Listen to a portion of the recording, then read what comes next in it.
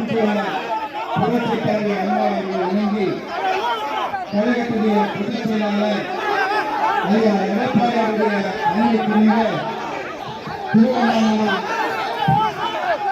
மாவட்ட கழகத்தின்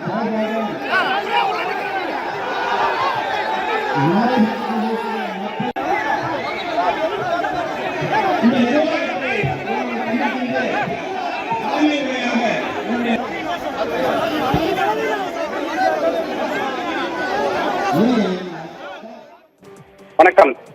திருவண்ணாமலை மாநகராட்சியில் வரும் நிர்வாக சீர்கேடுகளை கண்டித்து அண்ணாமலையார் திருக்கோவில் சித்தர்களுக்கு உரிய அடிப்படை வசதிகள் செய்து தர கோரியும் பொதுமக்கள் வியாபாரிகளுக்கு உரிய அடிப்படை வசதிகள் செய்து தர கோரியும் திருவண்ணாமலை நகர பகுதியில் மேற்கொள்ளும் கோரிக்கைகள் அமைச்சர் கே.சி. வீரமணி தலைமையில் ஆர்ப்பாட்டம் இன்று காலையில் நடைபெற்ற போது காவல்துறையினருக்கும் அதிமுக நிர்வாகிகளுக்கும் தள்ளுமுள்ளு ஏற்பட்டது.